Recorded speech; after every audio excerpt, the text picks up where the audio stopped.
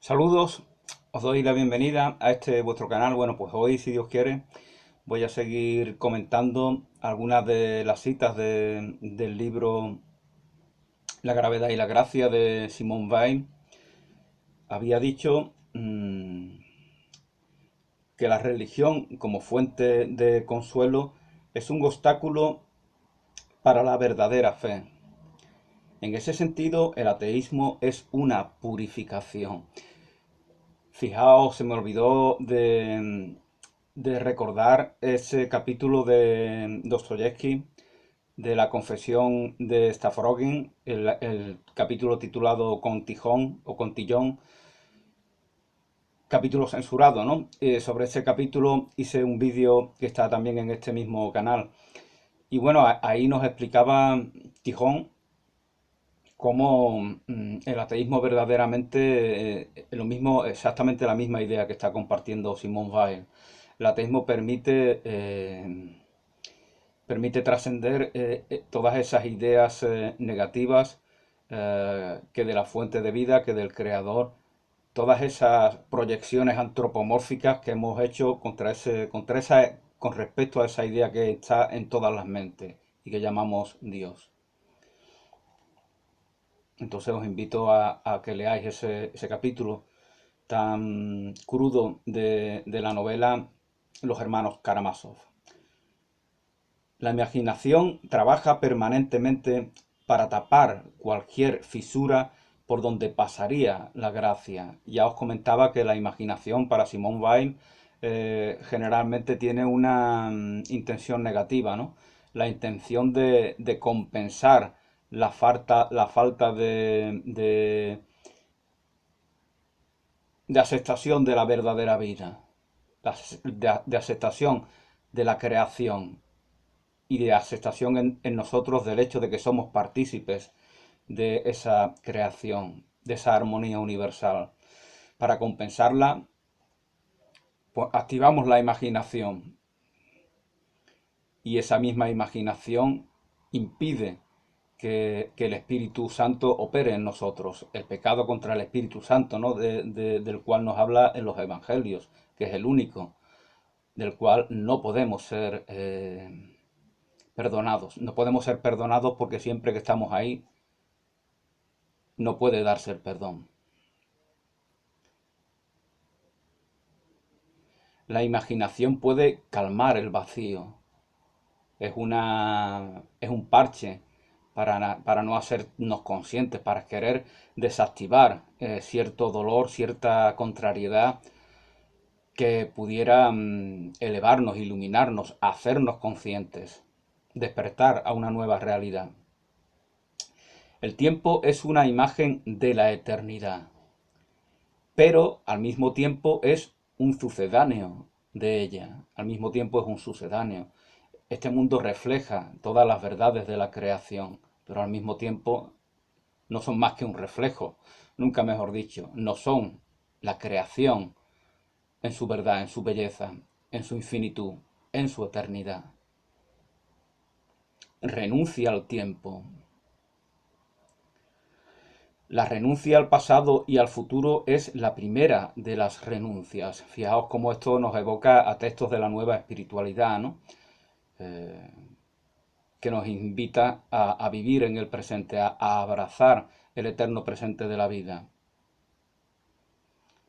La eternidad nos cura del futuro. La eternidad nos cura del futuro. Salir de la caverna consiste en no orientarse hacia el futuro. La caverna es esa alegoría del libro El banquete de Platón, tan famosa. Y solo salimos si no nos orientamos hacia el futuro, porque tenemos expectativas con respecto al tiempo que ha de venir. Y de esa manera no cumplimos el mandamiento que Jesús nos da de vivir como las aves que se despreocupan de lo que nos pueda sobrevenir. Lo cual no significa que no seamos prudentes ante cualquier amenaza. Que los muertos entierren a sus muertos. No podríamos decir lo mismo de nuestra propia muerte. Olvídate de tu muerte. porque es falsa, es la verdad de la eternidad. Por lo tanto, trascender la muerte es vivir en un nivel de conciencia universal, que no está regido por esa ley de la separación de la cual hablaba en el vídeo precedente. Rezar, orar, es como una muerte. Filosofar es aprender a morir. Eso es filosofar. Aprender a morir. Debéis de morir para nacer de nuevo a la verdad. Así nos dice Cristo en los evangelios. La oración, bueno, pues ya nos lo decías Francisco de Sales, ¿no? La meditación nos permite limpiar nuestra mente de toda esa basurilla que se ha ido acumulando y nos predispone para poder orar. Y la oración es dialogar con el Creador, con la fuente de vida. Trascendiendo esa oración, pues nos encontramos al nivel contemplativo, ¿no? Que es al que acceden pues los grandes místicos, los grandes y las grandes gurús de la historia de la humanidad.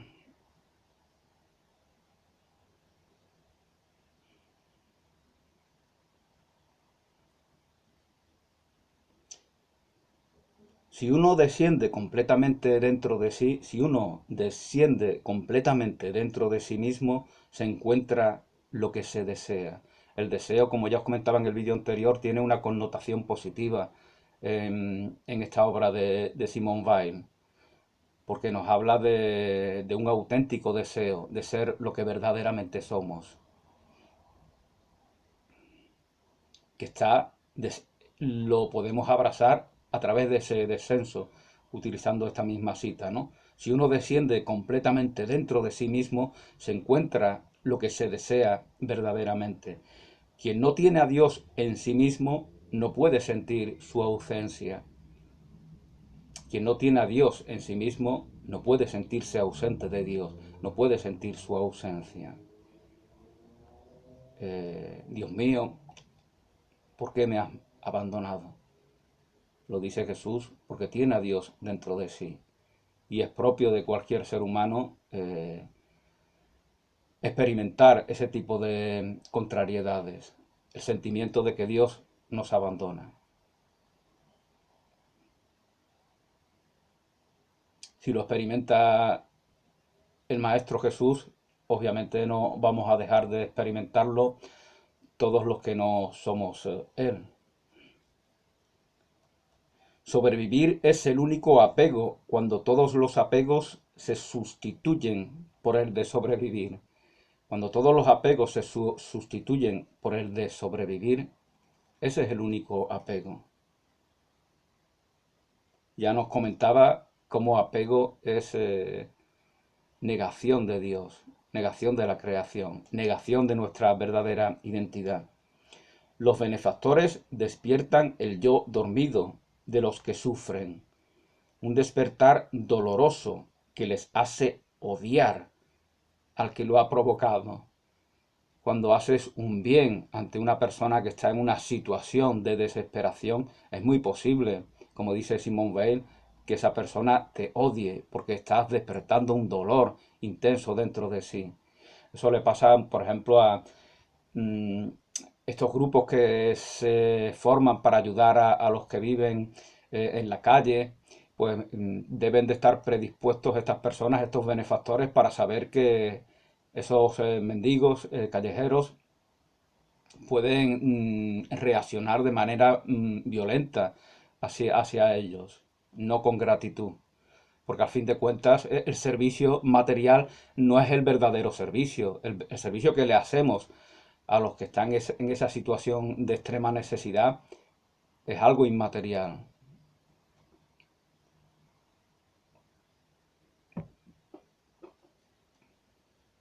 El solo hecho de querer ayudarles incondicionalmente puede despertar ese mal al cual se refiere Simone Weil, porque ellos tienen el convencimiento de que en este mundo de degradación, en este mundo de maldad, en este mundo de crueldad, han ya sentenciado de que no hay posibilidad de una esperanza de convivencia positiva. Por lo tanto, si tú les contrarías, pues ya se van a irritar de que otra vez les traiga el mismo asunto a su foco de atención.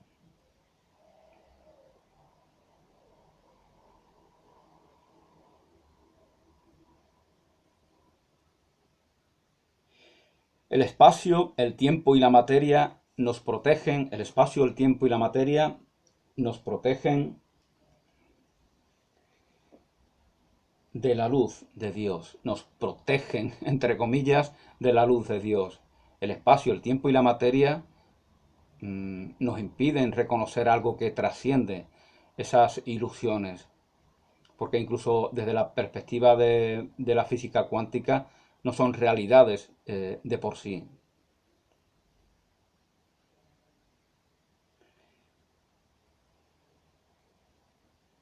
Entonces somos esos ciegos que están en la caverna y que se enamoran de esas sombras como si fueran esas sombras proyectadas en la pared, como si fuera la única realidad. Existe una fuerza deífuga, si no todo sería Dios. Existe una fuerza deífuga. Dios se va expandiendo tal como lo hace el universo. Y por lo tanto así se expande el amor en la incondicionalidad. Para Simone Weil, la creación es un acto de amor, de generosidad, pero también un acto de renuncia, porque Dios renuncia a su grandeza única para crear una realidad en el cual aparentemente Él no está presente.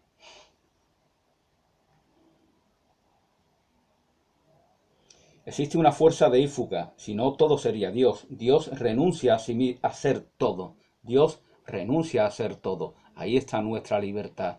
Y ahí está la libertad que tenemos de reconocernos en Dios, reconocer Dios en nosotros o vivir en la negación de ello, en una ilusoria existencia. Dios renuncia a ser todo. Dios renuncia a ser todo. Nosotros debemos renunciar a ser algo. Eso dice Simone Weil. Cuando dejo de ser yo, me convierto en Dios. Eso decía algún místico, ¿no? Sois dioses, dice Jesús en los evangelios. Le dice a sus discípulos. Somos co-creadores. Participamos en la creación del mundo al descrearnos nosotros mismos. Ahí está nuestro aporte. Nosotros nos descreamos, descreamos esa ilusión de la separación. Y entonces ya nos predisponemos a reconocernos en la unidad, con la conciencia de que la diversidad se da en esa unidad. La negación de esa unidad no es diversidad. Es el ego el que es monotonía. Es el ego es el que es el uno que no se expande.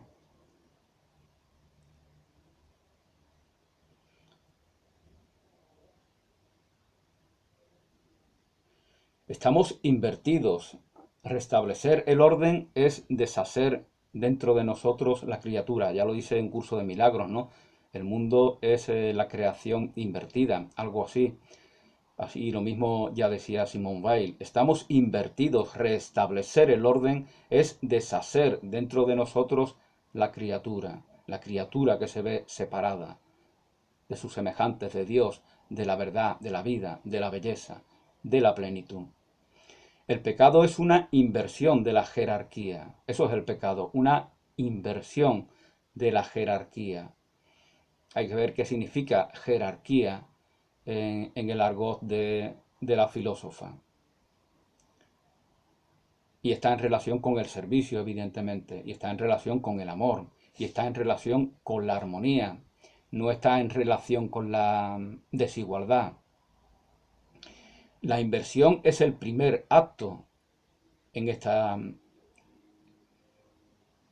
actividad. La inversión es el primer acto.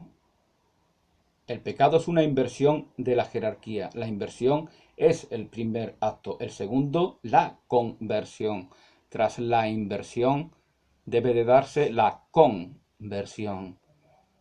Pero la conversión no es jurar lealtad a una iglesia mundana. Ya Simone Weil deja claramente en sus escritos que no tiene fe alguna en esas iglesias mundanas y que al contrario son un perjuicio para el verdadero cristianismo, para el verdadero camino espiritual de la persona cristiana, hablando en términos generales.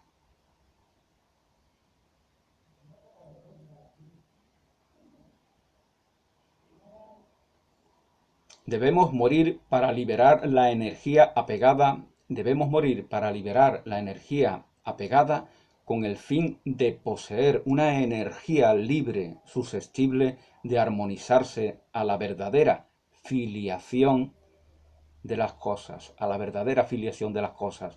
Las cosas no son entidades inanimadas generalmente para el léxico de Simone Weil. Las cosas son expresiones de vida o elementos de relación entre esas expresiones de vida, como es el amor, como es la generosidad, como es la empatía, etcétera, etcétera.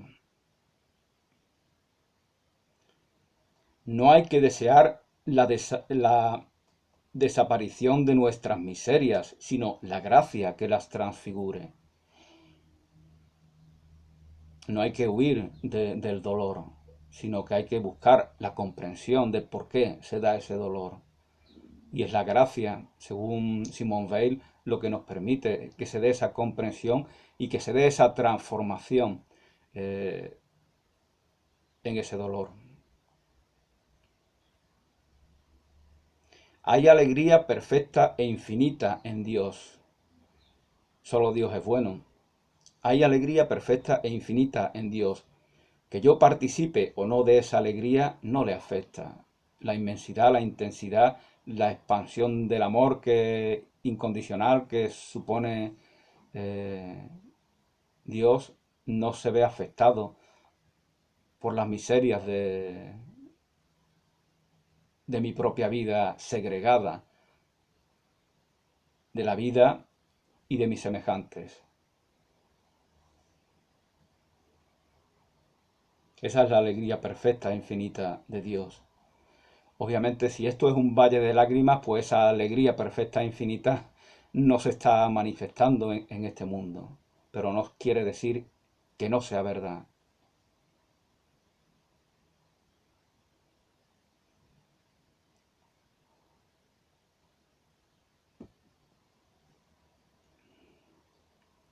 Tenemos plena libertad. Y por eso tenemos la capacidad de negarnos en esa armonía que permite la convivencia eficiente, de negarnos en esa armonía que está en relación con esa obediencia a Dios de la cual hablaba en el primer vídeo y de la cual nos hablaba Simone Weil, de negarnos en ella y por lo tanto crear una realidad de conflicto, de ataque, de codicia, de violencia, de guerra. Y por eso, ya como ya he comentado tantas veces, siempre que ese paradigma se imponga, siempre habrá violencia, siempre habrá ataque.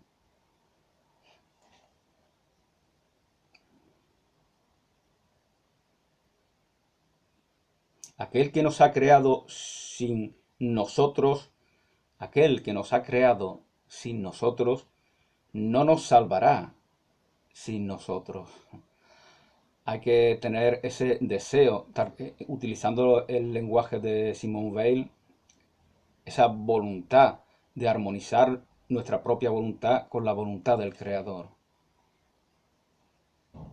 Es ese verdadero deseo al cual debemos descender que nos comentaba anteriormente. Ser orgulloso es olvidar que uno es Dios. Ser orgulloso es olvidar que uno es Dios. Bueno, esto nos recuerda a una de las lecciones de un curso de milagros, ¿no?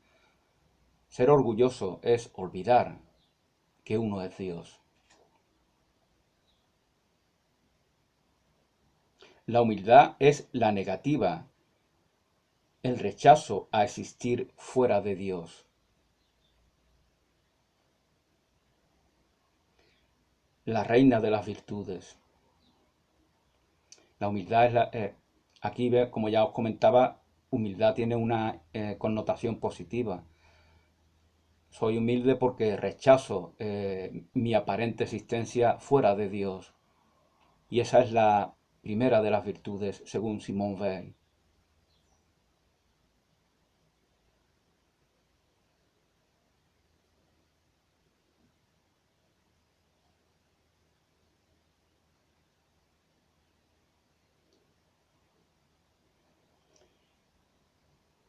Váyame yo e intercambien sus secretos el creador y la criatura. Váyame yo e intercambien sus secretos, comiencen ese diálogo, eh, aludiendo a un curso de amor, ¿no? Los diálogos de un curso de amor. Comience, creador y criatura, ese diálogo que les va a permitir, a través de la oración, el diálogo, llegar a la contemplación de la belleza.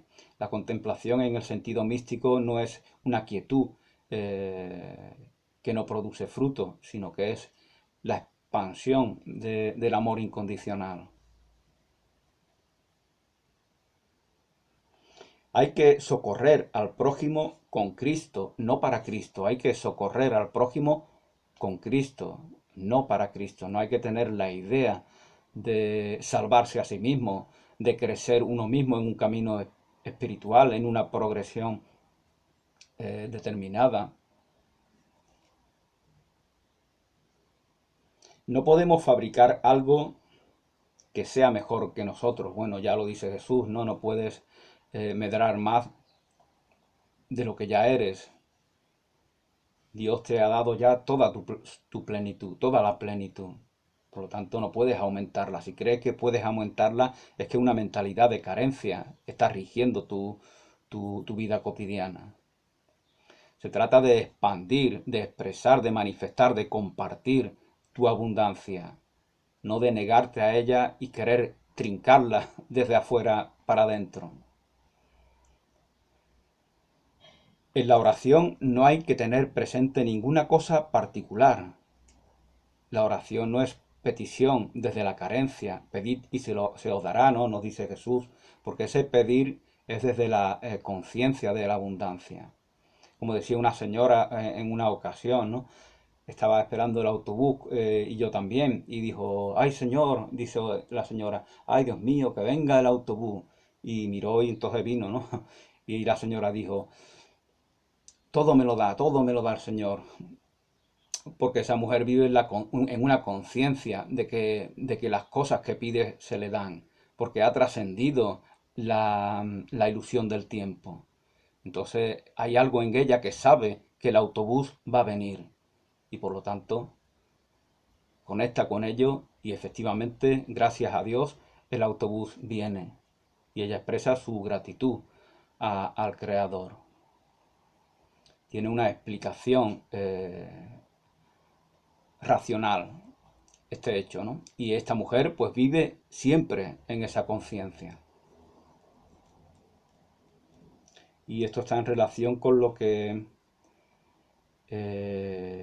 decía Simone Weil. En la oración no hay que tener presente ninguna cosa particular. Nuestro rol consiste en estar orientado a lo universal. Porque esta señora, volviendo al ejemplo, no está mendigando que venga el autobús, sino está expresando la confianza plena en que el Señor va a hacer que el autobús venga, utilizando su perspectiva religiosa.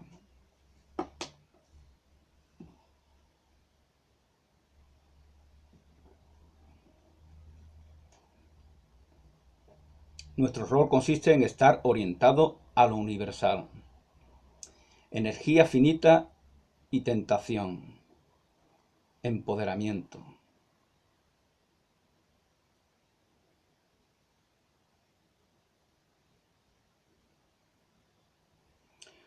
Obediencia a la gravedad u obediencia a la relación entre las cosas. o obedecemos a esa armonía universal reconociéndonos en ella, o nos limitamos a obedecer a la gravedad, a la limitación, a la imposición. No hay dolor que se soporte sin odio y sin mentira, si no hay también desapego. El dolor nos hace odiar, ¿no? Ya ponía un ejemplo anteriormente, ¿no? Si no hay ese desapego. Pero si se da plenamente ese desapego, pues ya estamos en una situación en que el dolor solo se da cuando vemos el dolor del mundo. El hombre debe realizar el acto de encarnarse, pues está desencarnado por la imaginación. No estamos encarnados verdaderamente, creemos que lo estamos, pero no hemos encarnado en el verdadero paradigma que el Creador ha forjado para nosotros. Nos vemos en una ilusión, por eso el mundo no existe verdaderamente, porque no da noticia de la creación. El hombre debe realizar el acto de encarnarse, pues está desencarnado por la imaginación. La imaginación nos desencarna. Este es el vehículo que nos permite compartir amor. Pero nuestra imaginación ha forjado otro propósito para ese vehículo.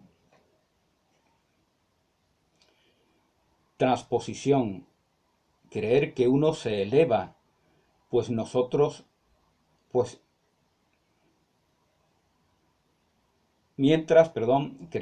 transposición, creer que uno se eleva mientras conserva las mismas bajas inclinaciones a las que les ha asignado fines elevados, ¿no? Bueno, yo creo que esto es bastante actual, ¿no? Con tanto despertar. La gente despierta y mitifica el hecho de despertar, ¿no? Cuando te levantas por la mañana, así medio dormido y te vas a tomar café y a ducharte y todas esas cosas, ese hecho no es tan relevante. Cómo transcurra la jornada, eso todavía está por ver. Por lo tanto, el despertar, lo que hace la gente que despierta es que ha tomado conciencia de manera superficial de que estaba equivocado con respecto a muchas cosas. Pero si el paradigma, el viejo paradigma de la separación, de la segregación, del conflicto, del ataque, sigue vigente en algún lugar de nuestras mentes, pues vamos a utilizar ese despertar bajo la ley del viejo paradigma. Entonces vamos a seguir atacando, vamos a seguir enfocándonos en los defectos que creemos ver en nuestros semejantes, vamos a seguir creyéndonos superiores. Y ya tenemos de más, ya disponemos de mejores herramientas, de mejores armas para continuar el ataque. Entonces no se ha dado una auténtica transformación. Esta es la mitificación del despertar, que supongo que tendrá algo que ver con esa cultura woke de la cual hablan, ¿no? Porque woke viene precisamente del inglés, que significa despierto, ¿no?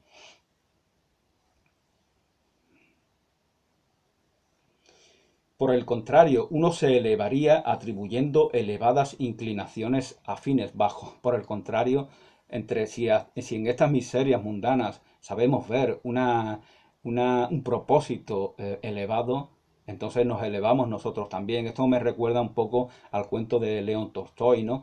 Donde hay un cadáver en la calle de un perro que se está descomponiendo y todos los ciudadanos pues se muestran, lo miran con desprecio y con asco y se quejan de que el gobierno no limpie ese perro y que lo quite de ahí ya, ¿no? Entonces aparece la figura de Jesús de Nazaret y dice, mirando al perro, sus dientes brillan como perlas. Y entonces le dicen algunos de los que le rodean, verdaderamente tú eres el Hijo de Dios, porque solo el Hijo de Dios puede ver belleza en el cadáver de un perro, incluso en el cadáver de un perro. La carne es peligrosa en la medida en que se niega a amar a Dios. La carne es peligrosa en la medida en que se niega a amar a Dios, pero también en la medida en la que se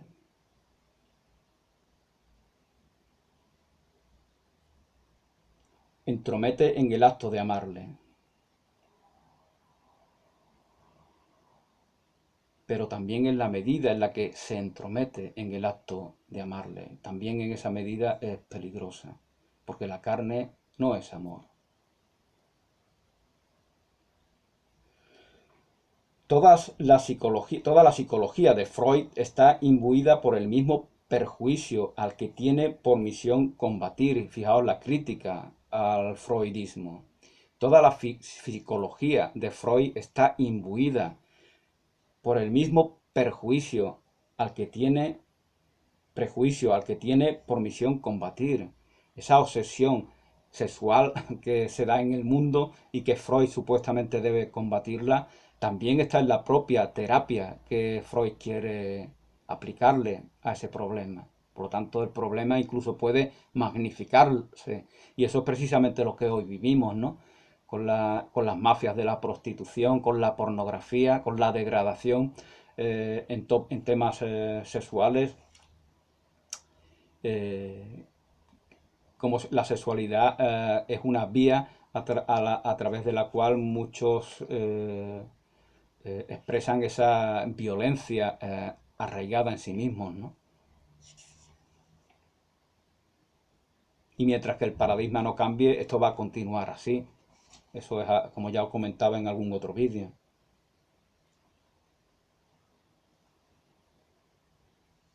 Toda la psicología de Freud está imbuida por el mismo prejuicio al que tiene por misión combatir, a saber, que todo lo que es sexual es vil. Que todo lo que es sexual es vil. No hay ninguna cita de Freud que relacione la sexualidad con el amor de Dios, con la creación, con la bondad, con la perfección, con la armonía universal del Creador, es percibido como algo bajo, es decir, la ley de la segregación, de la separación, se ha impuesto en esa filosofía, en esa psicología. No hay una conciencia de unidad. Todo lo amenazado por el tiempo segrega para no morir. Segrega mentira para no morir. Todo aquello que está amenazado por el tiempo, es decir, podemos ver en nosotros un ejemplo de ello, nos creemos amenazados por el tiempo porque el tiempo dictará sentencia y acabará con nosotros en algún momento, ¿no? Todo ello segrega mentira para no morir. Ya como ya he comentado en algún otro vídeo, ¿no? Solamente el ego quiere pervivir, porque la verdad en nosotros se reconoce en esa conciencia de eternidad. Inventamos mentiras para querer, desde esa mentalidad segregante, para querer dejar de morir.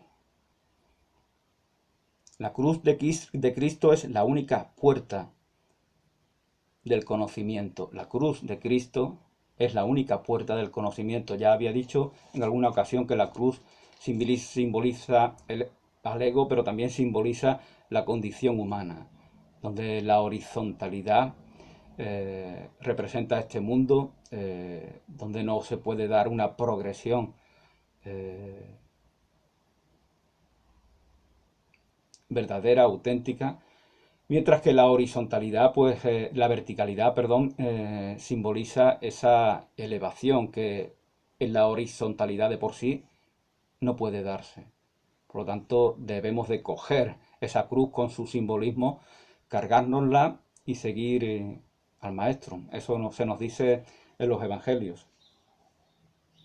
Y esa es, según Simone Weil, la única puerta del conocimiento. Fijaos que no te está hablando de dogmas, te está hablando de psicología.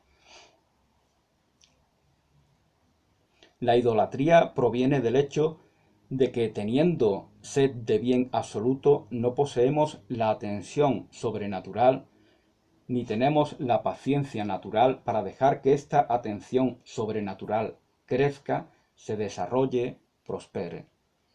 Eso es idolatría. La idolatría es una necesidad vital en la caverna. Los cavernícolas, los trogloditas de la caverna platónica viven a través de idolatría, se alimentan a través de la idolatría, que es la negación del amor incondicional, la negación de la verdad, la negación de Dios. Las tinieblas que niegan la luz. Bueno, en el capítulo 14, pues ella se explaya mucho sobre el amor, ¿no? Solo Dios puede entrar en nosotros. Todas las demás cosas permanecen fuera. Solamente Dios puede entrar en nosotros. Todo lo demás permanece fuera. Podemos cortar la cuerda que nos une al falso Dios, los ídolos mundanos, pero no lo que une a Dios a nosotros. Podemos divorciarnos de todo, pero no puedes divorciarte de la fuente de vida, del Creador, porque no hay cuerda para cortar. Alejandro Magno, el que cortó con su decisión el nudo gordiano, no podría cortar lo que nos une a Dios, porque no hay cuerda para que él aplique su espada. Atribuirse poder sobre algo es mancillar.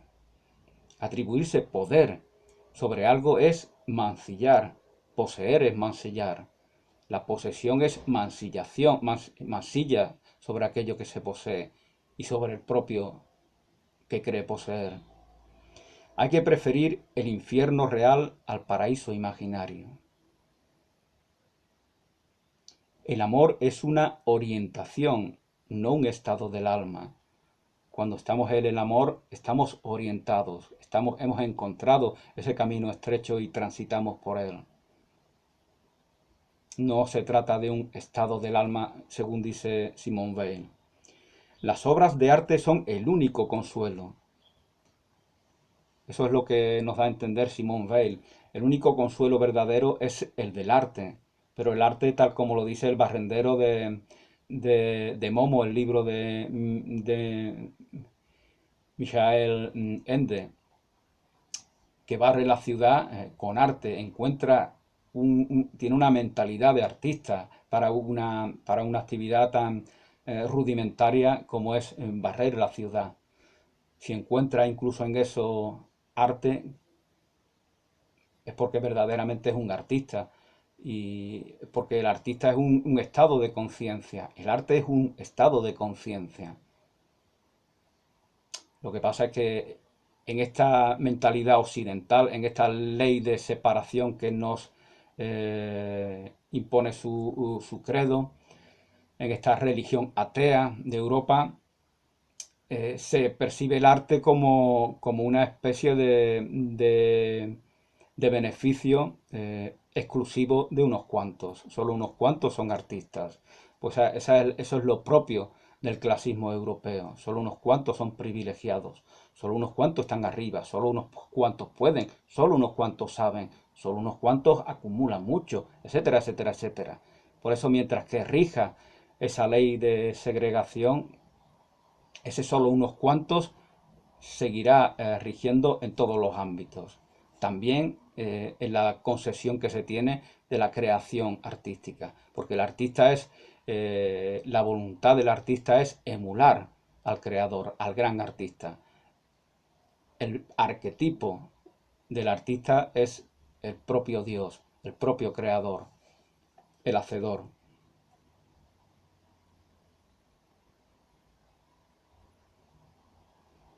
El inocente es el que puede sentir el infierno. El inocente es el que puede sentir el infierno. Está hablando desde la perspectiva del mundo en el cual nos encontramos. Porque aquel que no es verdaderamente inocente no siente lo que verdaderamente significa ese sufrimiento. Está en un estado como los que huyen despavoridos, ¿no? Esos no son inocentes. Hay algo en ellos que hay una convicción de que son culpables y que una realidad fortuita les castiga.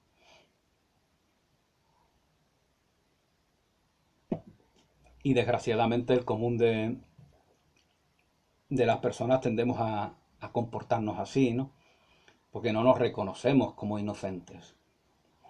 Toda la violencia criminal del Imperio Romano topó con Cristo. La violencia criminal del Imperio Romano topa con Cristo y de él se tornó en sufrimiento.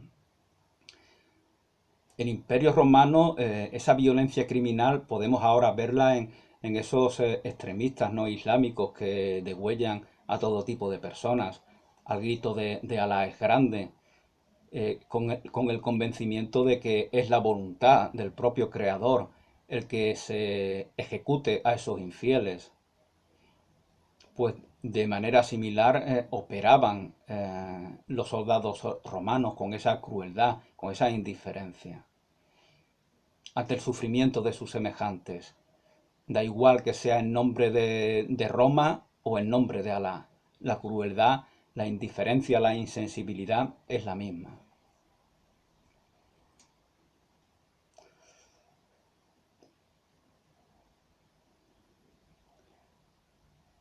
El falso Dios convierte el sufrimiento en violencia. El falso Dios convierte el sufrimiento en violencia. Es el rencor, es el resentimiento, es la venganza que nos viene cuando esa ley de la separación es la que rige nuestras vidas, nuestras mentes, nuestra conciencia, nuestra convivencia que se convierte en una sinvivencia verdaderamente.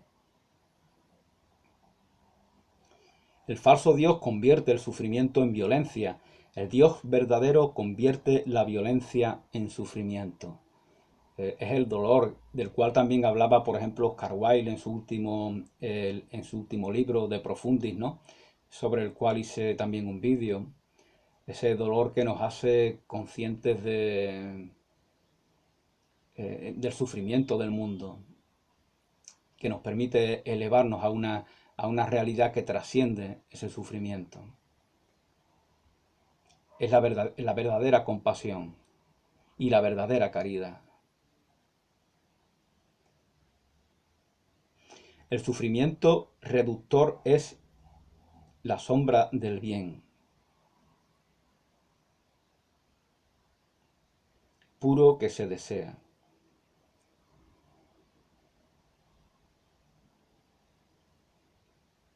La sombra del bien puro que se desea.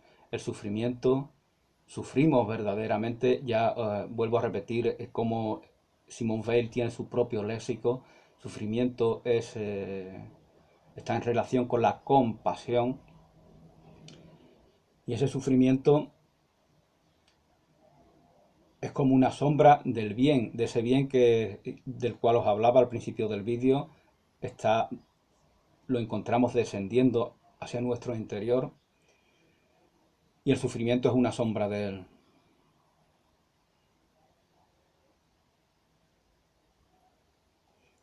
El sistema de la justicia penal, fijaos la crítica al orden judicial. Ya hice un vídeo hace años sobre abolición, ¿cómo era?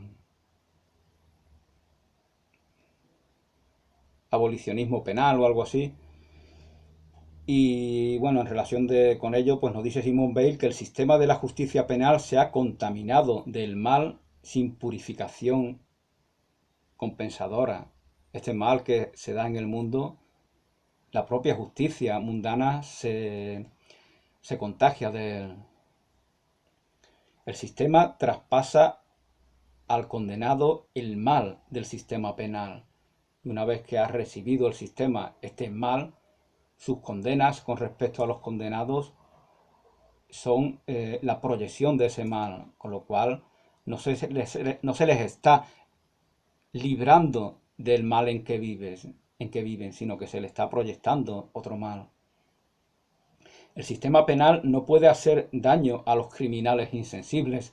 A los criminales insensibles que viven ya en el infierno, en la degradación total, en cierto sentido les da igual estar en Siberia, como estuvo Dostoyevsky, o estar paseándose por la calle donde van a agredir, a violar, a matar, a robar y a cometer todo tipo de crímenes. Ese es su infierno, en el que viven de una manera completamente insensible. Ellos no van a cambiar porque se les meta en la cárcel.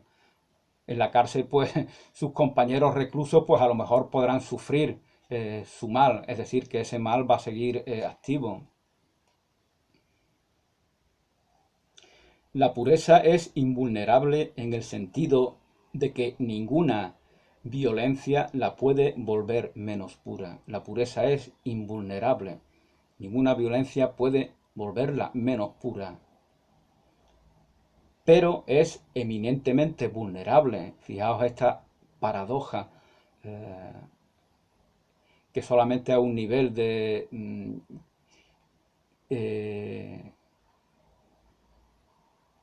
que trasciende esa perspectiva de separación con la que generalmente tiende el intelecto a discurrir, podemos aceptar. La pureza es eminentemente vulnerable en el sentido de que cualquier embate del mal la hace sufrir. La pureza es invulnerable, nada puede mancillarla. La pureza es vulnerable, todo dolor le afecta.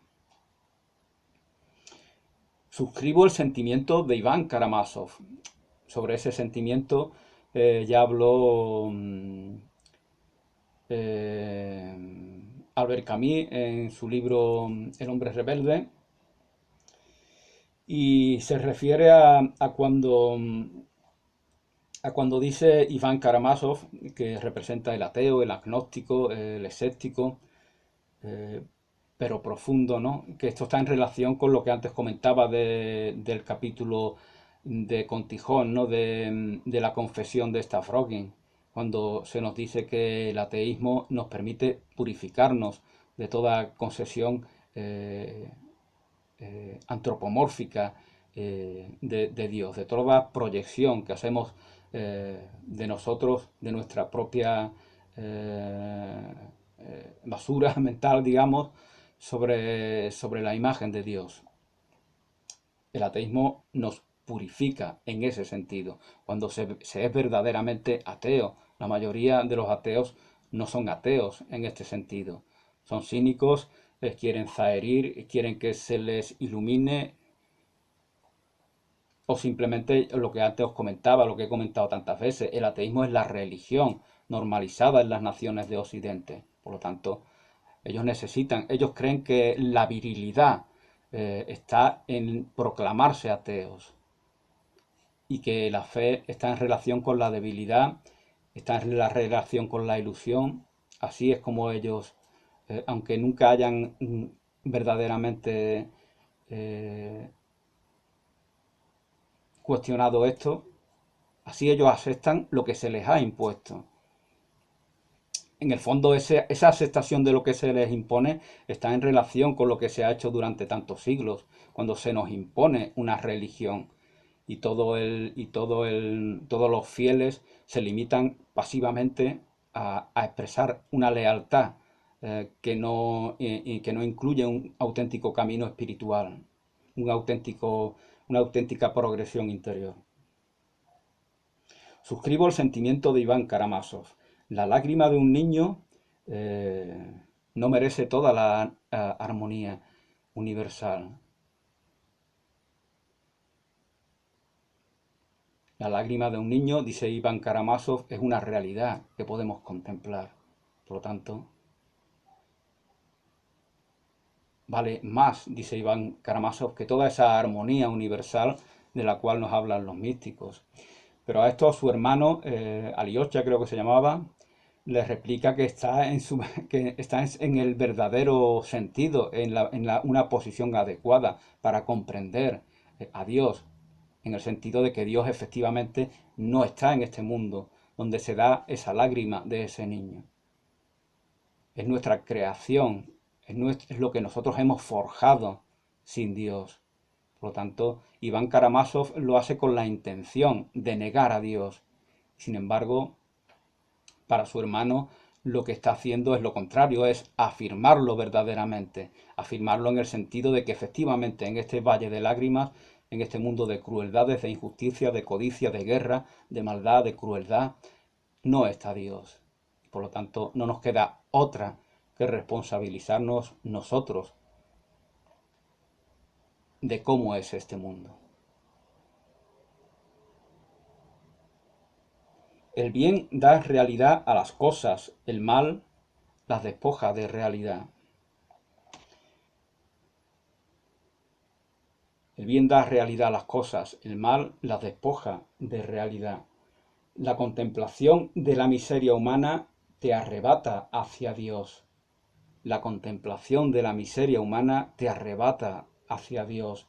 Y solo puede contemplarse en el prójimo a quien se ama como a uno mismo. Solo podemos contemplar la miseria humana en el prójimo al cual amamos como a uno mismo, como a sí mismo. No en uno mismo como tal, no en el prójimo como tal. Esto es trascender esa ley de la separación, esa ley mundana que forja el hombre segregado de su creador. No podemos experimentar esto que ella dice, que dice Simone Weil: la contemplación de la miseria humana te arrebata hacia Dios y solo puede contemplarse en el prójimo a quien se ama como uno mismo. No podemos contemplarla en uno mismo como tal ni en el prójimo como tal. Bueno, pues con esto pongo de momento término, ya haré un último vídeo sobre estas citas del libro de Simone Weil, La gravedad y la gracia. Gracias por vuestra atención, bendiciones y hasta una nueva oportunidad.